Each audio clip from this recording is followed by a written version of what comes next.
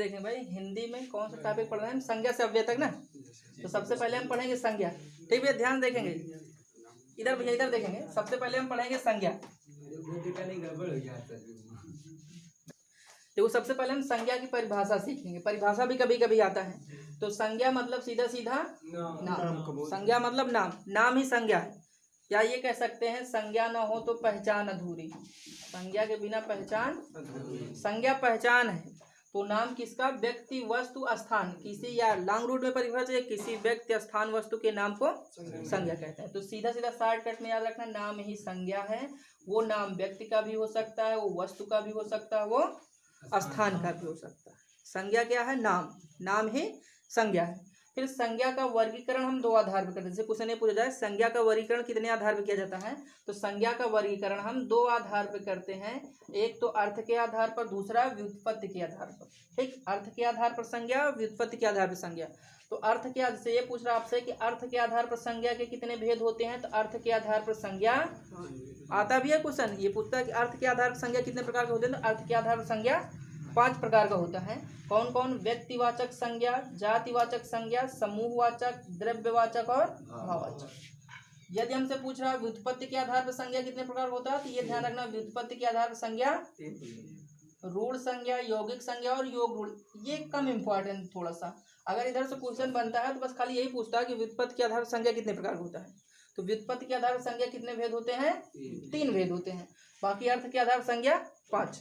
अगर सिर्फ यही आपसे पूछे संज्ञा कितने प्रकार का होता है, ना तो व्युत्पत्ति का नाम ले, ना ही अर्थ का नाम ले, सिर्फ ये पूछ रहा है संज्ञा के कितने भेद होते हैं, तो संज्ञा के कितने भेद होते हैं? 5।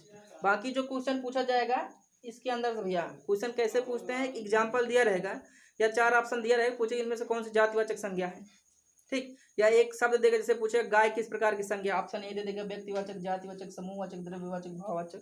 ठीक, कोई भी शब्द देगा उसमें पूछेगा संज्ञा का प्रकार पूछता है। तो संज्ञा का प्रकार समझने के लिए पहले सबके बारे में हमें समझना चाहिए अलग अलग। ठीक, देखेंगे सबके बारे में पहले सबका अलग अलग कॉन्सेप्ट देख लेंगे भैया, थोड़ा मैथ की तरीके से परिभाषा समझेंगे। देखो व्यक्तिवाचक संज्ञा में ये होता है, आपको समझना संख्या समझना कितना है। व्यक्तिवाचक संज्ञा मतलब किसी एक व्यक्ति या वस्तु या एक ही स्थान का नाम दिया रहता है, सिंगल पर्सन या सिंगल प्लेस रहता है। ठीक, जैसे लखनऊ कहेगा, लखनऊ तो एक है ना भैया। राम कहेगा, मोहन कहेगा, सोहन कहेगा। अगर सिंगल किसी का नाम या कोई स्थान दिया गया है तो वो क्या होगा? व्यक्तिवाचक। तो व्यक्तिवाचक में सिंगल को डिफाइन किया जाता है, मतलब सिंगल पर्सन या सिंगल प्लेस होना चाहिए, सिंपल। ठीक, जैसे हाँ राम हो गया, ये व्यक्तिवाचक क्योंकि एक है ना। ठीक, लखनऊ कह रहा, लखनऊ भी स्थान, एक स्थान का नाम है। ठीक, मतलब एक। और जैसे कह रहा गंगा, तो गंगा भी एक ही है, गंगा नदी। ठीक, ये आपके व्यक्तिवाचक संज्ञा। व्यक्तिवाचक संज्ञा आपको खाली यही देखना है उसकी संख्या कितनी होती है। संख्या अगर एक है तो व्यक्तिवाचक संज्ञा। और जातिवाचक और समूहवाचक दोनों थोड़ा एक साथ पढ़ेंगे। जातिवाचक में क्या होता है भैया, ये अनलिमिटेड है। जातिवाचक में क्या होता है? हाँ, अनलिमिटेड, मतलब इसकी काउंटिंग हम नहीं कर सकते हैं, ये अनलिमिटेड होते हैं जातिवाचक। और ये समूहवाचक क्या है? ये लिमिटेड भैया। ठीक, लिमिटेड मतलब इसकी काउंटिंग कर सकते हैं, इसकी काउंटिंग हम नहीं कर सकते। खाली ये देखो, व्यक्तिवाचक में सिंगल व्यक्ति होता है। ठीक, और जातिवाचक में इतने होते हैं कि उनकी काउंटिंग हम नहीं कर सकते। और जबकि समूहवाचक में इतने होते हैं, ग्रुप तो होता है लेकिन उसको आप काउंट कर सकते हो। ठीक, ये मैथ के तरीके से भैया परिभाषा है और इसको आपको समझना, एग्जाम्पल समझेंगे, परिभाषा पूछेगा नहीं आपसे।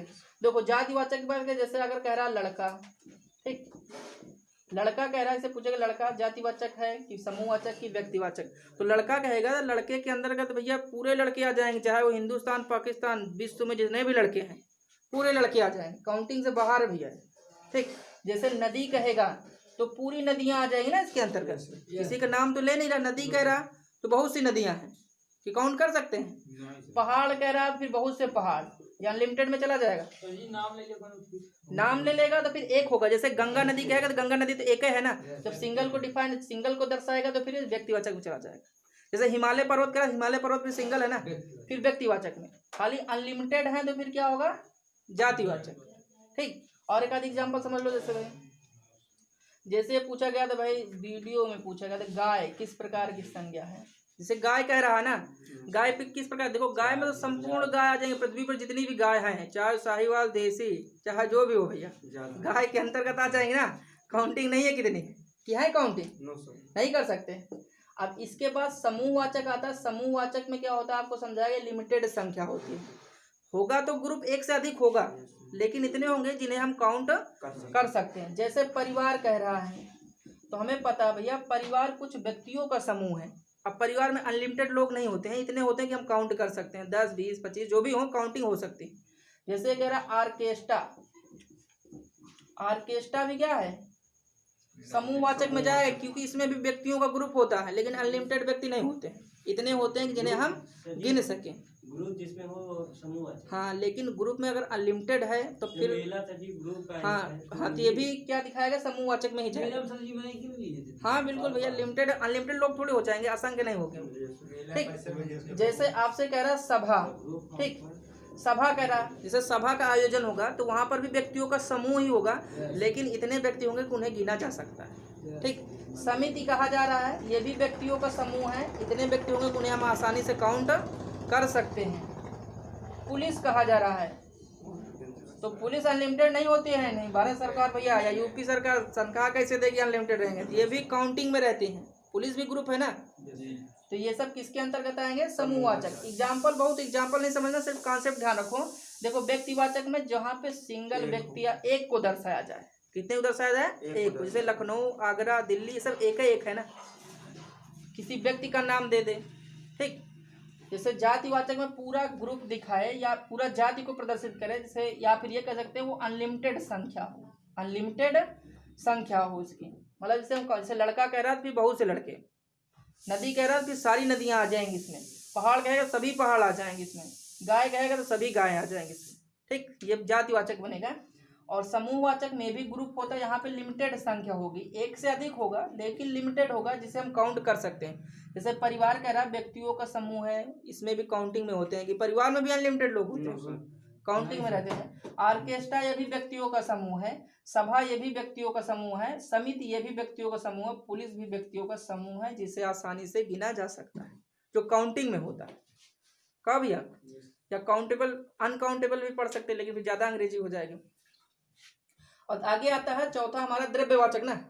द्रव्यवाचक, द्रव्य मतलब सीधा सीधा पदार्थ, द्रव्य मतलब पदार्थ। अगर क्वेश्चन में अगर द्रव्यवाचक पूछ रहा है तो आपको देखना है कि इसमें पदार्थ का नाम जिसमें हो, पदार्थ का नाम ही किसमें जाएगा, द्रव्यवाचक। अब हमें पता है पदार्थ जो होता है वो ठोस अवस्था में भी हो सकता है, द्रव अवस्था में भी हो सकता है, और गैस। और थोड़ा सा अगर साइंस की बात करें, जैसे पूछता है पदार्थ की कितनी अवस्था होती है, तो पदार्थ की कितनी अवस्था होती है, 5 अवस्था पढ़ते हैं। पदार्थ की कितनी अवस्था पढ़ते हैं, 5। तो जो ये आपके प्रकृति में पाई जाने वाली अवस्था की बात करें तो 3 ही पाई जाती हैं, ठोस, द्रव, गैस। लेकिन पदार्थ की चौथी अवस्था कौन सी है, प्लाज्मा अवस्था, 5वीं बोस-आइंस्टीन है, ये साइंस में पढ़ा जाएगा। लेकिन यहाँ थोड़ा पदार्थ आ रहा है, तो पदार्थ की 5 अवस्था होती हैं, पदार्थ की है वो साइंस में पढ़ाएंगे। चौथी अवस्था तो ये प्लाज्मा अवस्था है, 5वीं अवस्था बोस-आइंस्टीन है। लेकिन ठोस, द्रव, गैस ये तीनों प्रकृति में पाए जाते हैं स्वतंत्र रूप से। ठीक, तो ठोस की, जैसे ठोस में जैसे कह रहा चावल, चावल भी मटेरियल ही तो है, द्रव्य का नाम दिया गया तो द्रव्यवाचक में जाएगा। ठीक, गेहूं कह रहा ये भी मटेरियल है, ये भी द्रव के रूप में, जैसे दूध कहे या पानी कहे, ऑयल कहे, ये सब क्या है, द्रव्यवाचक संज्ञा है। गैस में जैसे धुआं कह रहा है, ठीक, ये सब किस में चले जाएंगे, मटेरियल। पदार्थ का नाम दिया गया है, चाहे वो ठोस पदार्थ हो, चाहे द्रव पदार्थ हो, चाहे गैस, अगर पदार्थ का नाम दिया गया तो द्रव्यवाचक संज्ञा होगा। क्लियर ना भैया? बाकी आता है भाववाचक संज्ञा। अगर इन 4 का कॉन्सेप्ट क्लियर भैया, इन 4 में नहीं तो 5वां भाववाचक ही होगा। ठीक, लेकिन फिर भी समझ लीजिए भाववाचक संज्ञा सबसे ज्यादा आता भी है। देखो कुछ शब्द में, जिस शब्द में आप थोड़ा सा पहचान लो, त्वा लगा हो, पा लगा हो, सा लगा हो, पन लगा हो, तो ये सब किस में आएंगे, भाववाचक संज्ञा में। त्वा लगा हो, सा लगा हो, पन लगा हो, वा लगा हो। जैसे गुरुत्व लिखा है, जैसे पूछा गुरुत्व किस प्रकार की संज्ञा है, तो गुरुत्व त्वा लगा है ना, स्त्रीत्व हो, पुरुषत्व हो, त्वा वाले शब्द, गुरुत्व हो गया, स्त्रीत्व हो गया, पुरुषत्व हो गया, ये सब किस में जाएंगे, भाववाचक में। ठीक, पा वाले जैसे बुढ़ापा हो गया, ठीक, सा जैसे मिठास, पन जैसे बचपन है, ठीक, ये सब किस में जाएंगे? भाववाचक संज्ञा। बाकी और समझना, भाव मतलब एक तरीके से फीलिंग है ना भाई, सीधा सीधा। भाव मतलब क्या होता है? फीलिंग, मतलब किसी दूसरे के प्रति हम कैसा भाव रख रहे हैं, दूसरे के प्रति हम क्या सोचते हैं, उसके प्रति हम प्रेम का भाव रख रहे हैं कि शत्रुता का भाव रखते हैं कि ईर्ष्या का भाव रखते हैं, ये सब क्या है? भाव ही तो है। जैसे प्रेम कहा जाए, प्रेम भाववाचक संज्ञा है। ईर्ष्या क्या है? भाववाचक संज्ञा है। ठीक भैया ना? प्रेम मतलब किसी दूसरे के प्रति हम कैसे भावना रखते हैं, वो भाववाचक संज्ञा होगी। प्लस में त्वा शब्द वाले, पा वाले, सा वाले, पन, ये सब किस में आएंगे? भाववाचक संज्ञा। क्लियर ना भैया? Yes sir. देखिए सर्वनाम है अगला टॉपिक। सर्वनाम मतलब होता है सर्व प्लस नाम, मतलब सबका नाम। सर्वनाम का अर्थ क्या होगा? सबका नाम। जैसे पूछा जाए सर्वनाम का शाब्दिक अर्थ क्या होता है? सर्वनाम मतलब होता है सबका नाम। अगर परिभाषा की बात करें तो संज्ञा के स्थान पे प्रयोग किया जाने वाला शब्द सर्वनाम कहलाता है। संज्ञा के स्थान पे प्रयोग किया जाने वाला शब्द क्या कहलाएगा? सर्वनाम कहलाएगा। फिर पूछता है जैसे सर्वनाम के प्रकार या सर्वनाम के भेद। जैसे पूछे सर्वनाम कितने प्रकार के होते हैं, तो सर्वनाम 6 प्रकार के होते हैं। सर्वनाम कितने भेद हैं? 6। लेकिन विशेष बात ध्यान रखना है कि अगर ऑप्शन हमारे 6 के सभी ऊपर ऐसे 8, 10, 11, 13 ऐसे, जब ऑप्शन 6 के सब ऊपर हो, फिर पूछे आपसे कि सर्वनाम कितने प्रकार के होते हैं, तो फिर कितना टिक करेंगे? 11। ठीक, और 6 के अंदर वाले ऑप्शन है तो 6 ही टिक करेंगे। जैसे 6 लिखा है 6 टिक कीजिए, सर्वनाम 6 होते हैं। 6 से ऊपर 6 से ऊपर है 11 टिक करेंगे। ठीक ना? वीडियो में आया था, वीडियो में दोनों क्वेश्चन आया था, ऐसे पूछा गया सर्वनाम कितने भेद होते हैं। एक में 6 तक ऑप्शन था तो 6, एक में था सारे ऑप्शन 6 के ऊपर थे तो उसमें फिर 11। जैसे सर 11 भी ऊपर रहे तो कोई दिक्कत नहीं, 11 टिक कीजिए। 11 अगर ऑप्शन में हो तो 11 ऑप्शन में है तो उसे हम टिक कर देंगे। ठीक ना?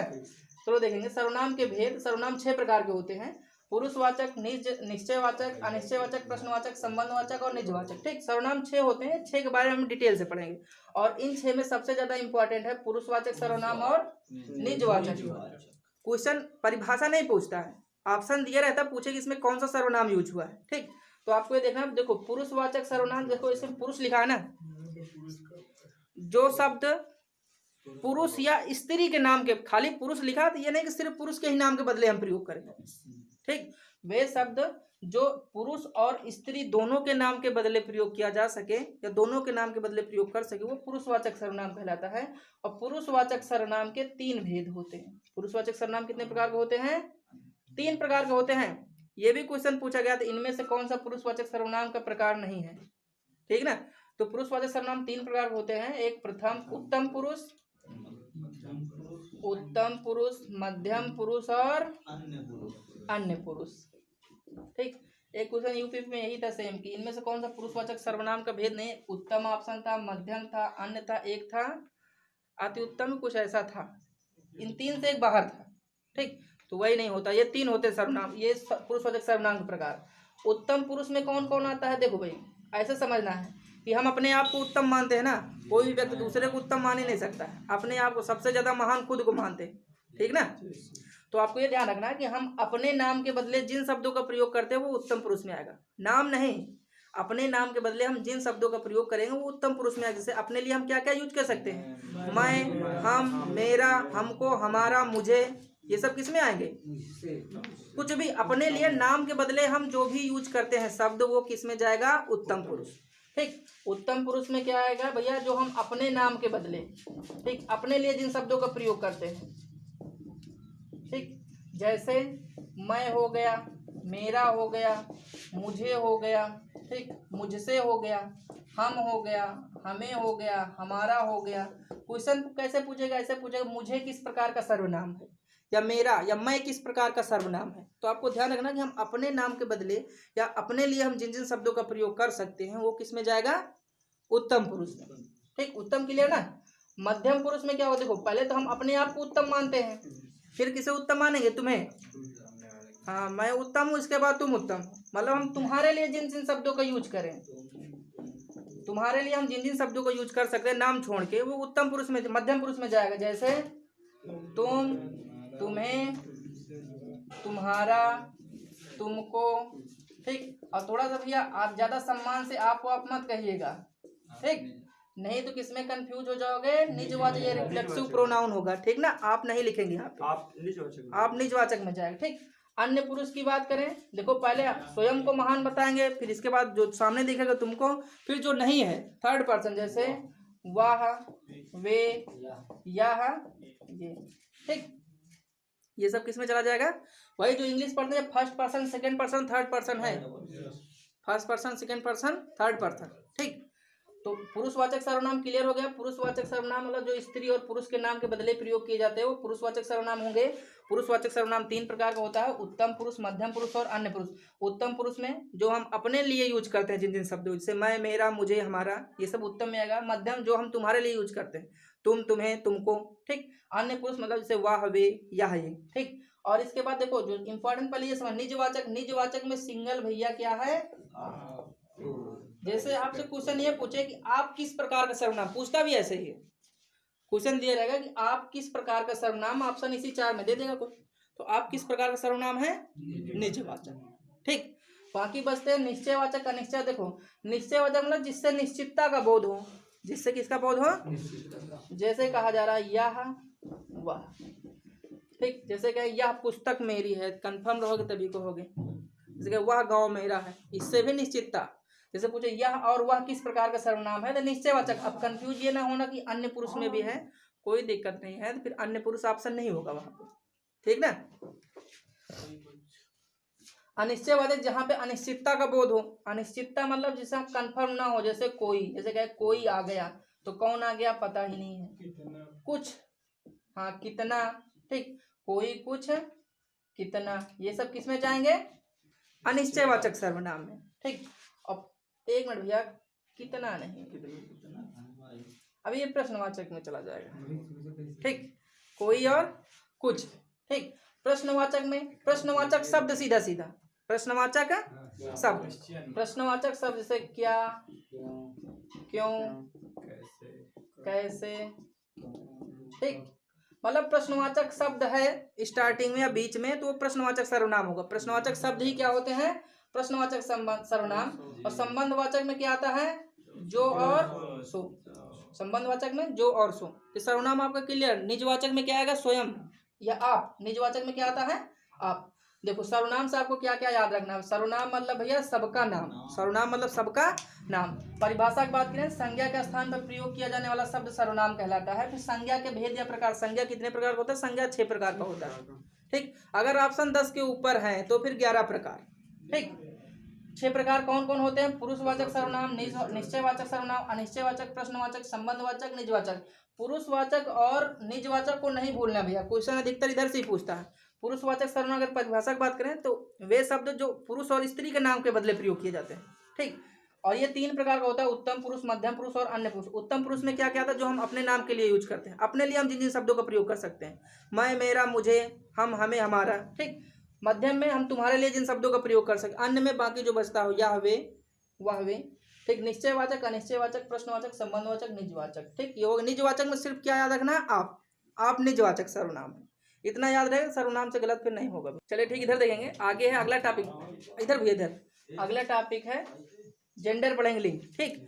इसमें आपसे क्वेश्चन कैसे पूछता है? परिभाषा नहीं पूछेगा, ठीक ना, परिभाषा नहीं पूछेगा, शब्द दिया रहेगा, पहचानना होगा। या कहेगा 4 ऑप्शन दे देगा, कहेगा इनमें से कौन सा पुल्लिंग है या इनमें से कौन सा स्त्रीलिंग। पुल्लिंग और स्त्रीलिंग पहचानना, स्त्रीलिंग और पुल्लिंग पहचानना होगा, ठीक। अगर लिंग की परिभाषा की बात करें तो मतलब जिसकी वजह से हमें स्त्री और पुरुष का ज्ञान होता है वही क्या होगा भाई? लिंग। लिंग की वजह से हमें मेल और फीमेल के बारे में जानकारी होती है ना, ठीक। और हिंदी में लिंग कितने प्रकार का होता है भैया? 2। लिंग के भेद की बात करें 2 होता है, एक पुल्लिंग होता है, दूसरा, और दिमाग में चल रहा है एक और भैया ना, पुल्लिंग और स्त्रीलिंग, वो लेकिन संस्कृत है। पुल्लिंग, स्त्रीलिंग, उभयलिंग, वो लेकिन संस्कृत में होता है। अगर संस्कृत में पूछे लिंग कितने प्रकार, तो वहाँ पे हम 3 बताएंगे, ठीक ना। प्रथम पुरुष, मध्यम पुरुष, उत्तम पुरुष। हाँ, नहीं, वो तो पुरुषवाचक नहीं है। बाकी लिंग, हाँ, लिंग में लिंग कितने प्रकार? 2 प्रकार के होंगे, पुल्लिंग और स्त्रीलिंग, ठीक है ना। अब कैसे हम पहचाने पुल्लिंग, कैसे पहचाने स्त्रीलिंग? पुल्लिंग और स्त्रीलिंग पहचानने के लिए सिर्फ आपको क्या करना है, जो शब्द दिया रहे उसका आप वाक्य प्रयोग कर लें, बस शब्द जो दिया रहे उसी का सिर्फ क्या कर लेंगे, वाक्य प्रयोग। शब्द के वाक्य, क्योंकि इतने शब्द हैं कितना याद, तो ऐसा थोड़ी पूछेगा कि राम स्त्रीलिंग है पुल्लिंग है, तो दुनिया बता देगी भैया राम स्त्रीलिंग पुल्लिंग, पढ़ने को हो सकता है कहा है। ये थोड़ी पूछेगा सीता स्त्रीलिंग है पुल्लिंग है, ऐसे पूछेगा ही नहीं। इतना सरल नहीं है नौकरी लेना फिर, ठीक ना, ऐसा नहीं पूछेगा। ठीक, स्त्रीलिंग और पुल्लिंग पहचानने के लिए सिर्फ आपको क्या करना है, जो शब्द दिया है शब्द का क्या करेंगे, और जिन्हें वाक्य प्रयोग सोचने में भी टाइम लग रहा है, शब्द के आगे होता है या फिर क्या लगाएंगे, होती है। अगर शब्द के आगे होता है तो सही लगेगा, तो पुल्लिंग, होती है तो फिर स्त्रीलिंग। कुछ ऑप्शन देख लेंगे। देखो जैसे कह रहा है नदी, हमसे पूछा नदी स्त्रीलिंग है कि पुल्लिंग, तो थोड़ा सा नदी का वाक्य प्रयोग करेंगे। तो नदी बहती है, दिमाग में जो भी है वही वाक्य प्रयोग कर लीजिए, नदी बहती है, तो लास्ट में बहती है आ रहा है ना, तो फिर ये क्या होगी, स्त्रीलिंग होगी। जैसे हमसे कह रहा है स्थापना, स्थापना की जाती है ना, तो स्थापना क्या है, स्त्रीलिंग है। हमसे कह रहा आँख, आँख होती है ना, आँख होती है, तो ये क्या होगा, स्त्रीलिंग होगा। लेकिन अगर नेत्र कह रहा तो नेत्र दान किया जाता है, नेत्र दान किया जाता है, नेत्र दान किया जाता है, तो ये क्या होगा, पुल्लिंग होगा। जैसे हमसे कह रहा आय, मतलब वही इनकम, हमसे पूछ रहा आय किस प्रकार, आय स्त्रीलिंग है कि पुल्लिंग है, तो आय होती है ना, आय होती है, इनकम होती है, तो ये क्या होगा, स्त्रीलिंग। अगर हमसे कह रहा इच्छा, इच्छा क्या है, स्त्रीलिंग है पुल्लिंग, तो इच्छा क्या है, क्योंकि इच्छा होती है, इच्छा होता है, इच्छा होती है, ठीक ना, हाँ इच्छा होती, इच्छा होता है कहोगे फिर गड़बड़ है, ठीक, हाँ इच्छा होती है, तो इच्छा स्त्रीलिंग शब्द है, ठीक, तो कोई इच्छा नहीं रखना है। आगे भाई एक आध शब्द और बताओ फिर। हाँ देखो जैसे दही है, ठीक, दही क्या होता है भाई, दही खट्टा होता है, दही खट्टा होता है, खट्टी होती कहोगे ये गलत है, आप ध्यान रख लिए, थोड़ा सा ये अपवाद में है, थोड़ा सा अपवाद है, ठीक, तो दही आपका पुल्लिंग में जाएगा, दही किस में जाएगा। अगर रोटी की बात करें, रोटी स्त्रीलिंग है पुल्लिंग, रोटी खाई जाती है स्त्रीलिंग, तो बस सिंपल सा भैया चावल खाया जाता है, चावल खाया जाता है ना, चावल बनाया जाता है, पुल्लिंग में जाएगा। तो आम खाया जाता है। स्त्रीलिंग और पुल्लिंग समझने के लिए कोई नियम नहीं याद रखना है, जो चार ऑप्शन रहेंगे, जैसे हमसे पूछेगा ना कि इनमें से कौन सा पुल्लिंग है, तो चार ऑप्शन का वाक्य प्रयोग कर लीजिए, ठीक ना, ज्यादा नहीं रटना मारना है। वाक्य प्रयोग अगर होता है आ रहा है तो फिर पुल्लिंग, होती है आ रहा तो स्त्रीलिंग। जैसे समुद्र कह रहा तो समुद्र बहता है, समुद्र होता है, तो पुल्लिंग है ना, तो स्त्रीलिंग और पुल्लिंग समझने के लिए क्या करना, कोई नियम ना, अकारांत ना इकारांत, कुछ भी नहीं, नए नियम तो बहुत है, अपवाद भी बहुत है, तो सीधा सीधा वाक्य प्रयोग कीजिए बस। देखिए सबसे आगे विशेषण है। विशेषण की अगर परिभाषा की बात करें तो संज्ञा या सर्वनाम की विशेषता बताने वाला शब्द विशेषण है। क्वेश्चन कैसे पूछेगा, संज्ञा या सर्वनाम विशेषता बताने वाला शब्द क्या कहलाता है, ऑप्शन दे देगा, विशेषण और क्रिया विशेषण, कुछ ऐसे ऑप्शन रहेंगे, ठीक, तो संज्ञा या सर्वनाम की विशेषता बताने वाला शब्द क्या कहलाएगा, विशेषण। फिर पूछेगा विशेषण कितने प्रकार का होता है, विशेषण कितने भेद होते हैं, तो विशेषण 4 प्रकार का होता है, ये याद भी रखना है। विशेषण कितने भेद होते हैं, 4 प्रकार होते हैं। कौन कौन होता है, गुणवाचक विशेषण, संख्यावाचक विशेषण, परिमाणवाचक विशेषण और सार्वनामिक विशेषण। और इधर से क्वेश्चन कैसे आता है, एक वाक्य दिया रहेगा, सेंटेंस पूरा दिया रहेगा, ठीक, जैसे ये दिया है ऋषि की गाय, ये भाई गुरु इसका जूनियर असिस्टेंट का है, ऋषि की गाय बहुत दूध देती है, बहुत दूध देती है। क्वेश्चन ऐसे पूछा गया, वाक्य दिया है, पूछेगा इस वाक्य में किस प्रकार का विशेषण है, इस वाक्य में किस प्रकार का विशेषण। तो विशेषण समझने के लिए पहले विशेषण का कॉन्सेप्ट समझ लीजिए, फिर तो पहचानना तो आ ही जाएगा। क्वेश्चन कैसे पूछेगा, वाक्य दिया रहेगा, पूछेगा कि इस वाक्य में कौन सा विशेषण है, ठीक, तो विशेषण में 4 प्रकार होते हैं, गुणवाचक, संख्यावाचक, परिमाणवाचक और सार्वनामिक। गुणवाचक थोड़ा लंबा है ना, तो गुणवाचक हम लास्ट में पढ़ते हैं, पहले देखो संख्यावाचक परिमाणवाचक दोनों साथ साथ पढ़िए। देखो संख्या मतलब जिससे किसका बोध हो, संख्या, जिससे संख्या का बोध हो, जिससे संख्या का बोध हो वो संख्यावाचक, और जिससे मात्रा, परिमाण मतलब क्या होता है, मात्रा, क्वांटिटी, जैसे किलो में, लीटर में, ठीक, जिससे संख्या का बोध हो वो संख्यावाचक विशेषण में जाएगा, जिससे मात्रा का बोध हो वो किस में जाएगा, परिमाणवाचक। और संख्यावाचक भी 2 प्रकार का होता है, परिमाणवाचक भी और पहला कौन होता है? निश्चयवाचक संख्यावाचक ना, निश्चयवाचक संख्यावाचक। दूसरा होता है अनिश्चयवाचक, अनिश्चयवाचक संख्यावाचक। वही सिस्टम इधर है, निश्चयवाचक परिमाणवाचक, निश्चयवाचक परिमाणवाचक और अनिश्चयवाचक परिमाणवाचक। तो पहली चीज आपको देखना है कि अगर संख्या का बोध हो रहा है सेंटेंस में तो संख्यावाचक में आएगा। फिर आपको देखना है जो संख्या का बोध हो रहा है निश्चित संख्या है कि अनिश्चित संख्या है। अगर निश्चित संख्या का बोध होगा तो निश्चयवाचक, अनिश्चित संख्या होगा तो अनिश्चयवाचक। एग्जाम्पल से समझ लीजिए भैया, जैसे क्वेश्चन ये कहा जा रहा है कक्षा में हजारों विद्यार्थी हैं, हजारों विद्यार्थी हैं, ठीक।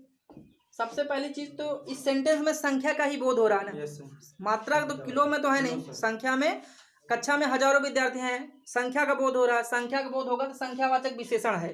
लेकिन ये पूछे संख्यावाचक में कौन सा है, तो हजारों, और कितने हजार हैं ये तो फिक्स है नहीं। अनिश्चयवाचक संख्यावाचक, संख्यावाचक तो है ही, संख्यावाचक का कौन सा पार्ट है? अनिश्चयवाचक। अगर इसी में कहें कक्षा में 20,000 विद्यार्थी हैं, 20,000 विद्यार्थी, अब संख्या तो बता रहा लेकिन कंफर्म संख्या है ना, निश्चित संख्या है। जब निश्चित संख्या का बोध होगा तो निश्चयवाचक संख्यावाचक। पहली चीज तो ये समझना है कि संख्या का बोध हो रहा है कि मात्रा का। अगर संख्या का बोध हो रहा है तो संख्यावाचक। फिर देखिए जो संख्या का बोध हो रहा है वो निश्चित है कि अनिश्चित। जैसे ये कह रहे हैं भैया राम के पास लाखों रुपए हैं, लाखों रुपए हैं। पहले तो रुपए मतलब संख्या ही बताएगा, क्योंकि रुपए किलो में नहीं होगा ना, रुपए मतलब संख्या में बताएगा। संख्या का बोध हो रहा है, लेकिन फिर देखना है लाखों रुपए की बात कर रहा है। लाखों मतलब ये फिक्स नहीं ना कितना लाख है उसके पास, तो अनिश्चयवाचक संख्यावाचक है। और इसी में ये कह दें कि राम के पास 10 लाख रुपए, 10 लाख रुपए, तो ये निश्चयवाचक संख्यावाचक हो जाएगा, ठीक ना। अब इधर समझ लो परिमाण, परिमाण मतलब जिससे मात्रा का बोध होता हो। मात्रा मतलब जिसे हम तौलते या जिसे हम मापते हैं, ठीक ना। 20 kg। हाँ, चाहे किलो में हो, चाहे वो लीटर में हो, चाहे कुंटल में हो, ठीक है ना। जैसे ये कह रहा है मोहन के पास कुछ चीनी है, मोहन के पास कुछ चीनी है। तो आपको समझना चीनी की बात हो रही है ना, तो चीनी गिनती में तो होगी नहीं, चीनी किस में होगी? तौल में होगी ना, किलो में चीनी होगी, तो मात्रा ही बताएगा, ठीक। यहाँ से मात्रा का बोध हो रहा है, मात्रा का बोध होगा तो परिमाणवाचक होगा, परिमाणवाचक विशेषण। लेकिन परिमाण में भी कितनी चीनी है उसके बाद ये नहीं पता है, कुछ है, तो फिर अनिश्चयवाचक परिमाणवाचक में जाएगा। जैसे ये कहें मोहन के पास 10 किलोग्राम चीनी है, तो 10 किलोग्राम यहाँ मात्रा तो बता रहा लेकिन निश्चित मात्रा बता रहा ना, तो निश्चयवाचक परिमाणवाचक हो जाएगा। तो ये दोनों क्लियर हो गया ना, संख्यावाचक और परिमाणवाचक। अब इसके बाद आता है सार्वनामिक विशेषण, ठीक। सार्वनामिक विशेषण समझ लीजिए। सार्वनामिक विशेषण मतलब अगर ये ध्यान रखना है कि सेंटेंस में संज्ञा के जस्ट पहले सर्वनाम का प्रयोग हो रहा है, संज्ञा के जस्ट, यही पहचान भैया, क्योंकि सर्वनाम जानते हो किसे कहते हैं, अभी जस्ट पढ़ाएगा। सर्वनाम मतलब संज्ञा के स्थान पे प्रयोग होता है। अगर संज्ञा के साथ में सर्वनाम प्रयोग हो रहा है, जस्ट आगे संज्ञा के साथ में अगर सर्वनाम का प्रयोग होगा तो उसे सर्वनाम ना कह के हम उसे सार्वनामिक विशेषण कहेंगे। क्योंकि अगर संज्ञा के स्थान पे यूज होगा तो सर्वनाम होगा, लेकिन संज्ञा के साथ में यूज होगा तो फिर वो क्या होगा? सार्वनामिक। जैसे यह लड़का बोला जा रहा है ना, यह, आगे कुछ भी लिखो कोई प्रॉब्लम नहीं, खाली देखना ये लड़का संज्ञा है, संज्ञा के जस्ट पहले सर्वनाम है, संज्ञा के जस्ट पहले सर्वनाम यूज हो रहा है, तो ये यह सर्वनाम नहीं बताएगा, ये क्या बताएगा? सार्वनामिक विशेषण बताएगा, ये सार्वनामिक विशेषण का कार्य करेगा। क्लियर है ना भैया? ये तीन इधर कंफर्म हो गए, और इन तीन का अगर कॉन्सेप्ट क्लियर है, ये तीन है, वो चौथा गुणवाचक होगा ही, ठीक। लेकिन फिर भी गुणवाचक समझ लीजिए, थोड़ा सा बड़ा भी है, कंफ्यूज भी करता है। देखो गुणवाचक में क्या होता है, किसी व्यक्ति वस्तु के गुण के बारे में पता हो। गुण तो जानते हो ना भाई? अच्छा ही, गुण बताए तब भी गुणवाचक, दोष बताए तब भी गुणवाचक, रंग बताए तब भी गुणवाचक, आकार के बारे में जानकारी मिले तब भी गुणवाचक, अवस्था के बारे में जानकारी मिले तब, ठीक। गुणवाचक में गुण, दोष, रंग, आकार, अवस्था के बारे में अगर बताया जा रहा है वाक्य में तो गुणवाचक हो। गुण में जैसे ईमानदार, ठीक, ईमानदार गुण ही तो है। जैसे कह रहा है मोहन ईमानदार है, मोहन बहुत ईमानदार है, ठीक। तो ये गुणवाचक सर्वनाम हो जाएगा, ये गुणवाचक विशेषण हो जाएगा ईमानदार शब्द। ठीक। दोस्त मतलब किसी दोस्त में जैसे बेईमान हो गया, बेईमान, हाँ किराना वाले भूत भी ठीक। रंग में जैसे कोई भी रंग हो, जैसे हरा नीला लाल, हरा नीला लाल ये प्राथमिक रंग भी है भैया, HNL। ठीक, जैसे पूछे प्राथमिक रंग 3 होते हैं ना, हरा नीला लाल, कोई जरूरी नहीं कि यही 3 रंग, कोई भी रंग हो सकता है। रंग का नाम दिया गया है तो गुणवाचक में ही आएगा। आकार मतलब जैसे कह रहा त्रिभुजाकार, लंबा कह रहा है, ठीक, छोटा कह रहा है। अवस्था में जैसे बीमार कह रहा है, स्वस्थ कह रहा है, ठीक, ये सब किस में चले जाएंगे? अवस्था में। ये गुणवाचक विशेषण में ही रहेगा। और विशेषण से एक चीज और थोड़ा समझ लेना है, देखो एक सेंटेंस और समझ लीजिए। जैसे लिखा है मोहन बहुत ईमान, जैसे इसमें आया था यूपीपी में, हिमालय में बहुत ऊंची ऊंची चोटियां हैं, ऐसे था ना क्वेश्चन। तुम्हें पूछा गया बहुत के नीचे अंडरलाइन, तो पूछा था ये बहुत शब्द क्या है, तो मोहन बहुत ईमानदार है, मोहन बहुत ईमानदार है। इसमें देखो गुणवाचक तो है ही, लेकिन किस शब्द के अंदर अंडरलाइन है। जैसे अगर मोहन के नीचे, तो जिसकी भी, आपको ये ध्यान रखना है कि जिसकी विशेषता बताई जाएगी, विशेषता किसकी बताई जाए, तो संज्ञा की या फिर सर्वनाम की। जिसकी विशेषता बताई जाती है वो संज्ञा होगा या सर्वनाम, उसे क्या बोलते हैं? विशेष। ये क्या होगा? विशेष। जैसे कुछ इस वाक्य में विशेष क्या है, विशेष से मतलब होता है जिसकी विशेषता बताई जाए, जिसकी विशेषता बताई जाए वो क्या होगा? विशेष। जैसे मोहन बहुत ईमानदार है ना, विशेषता हम किसकी बता रहे हैं? मोहन की। जैसे कहा जाए सोहन बहुत लंबा है, विशेषता हम किसकी बता रहे हैं? सोहन की। तो जिसकी विशेषता बताएं वो क्या होगा? विशेष होगा। और फिर मोहन की विशेषता क्या है? मोहन क्या है? ईमानदार है। मोहन क्या है? ईमानदार। संज्ञा या सर्वनाम की विशेषता बताने वाला शब्द ये तो विशेषण होगा।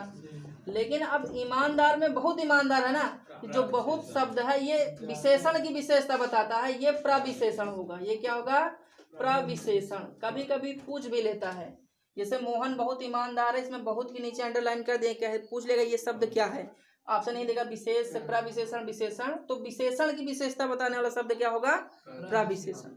जैसे ये क्वेश्चन आया था कि हिमालय में, भैया हिमालय में बहुत ऊंची ऊंची चोटी है, बहुत ऊंची ऊंची चोटी है, ठीक।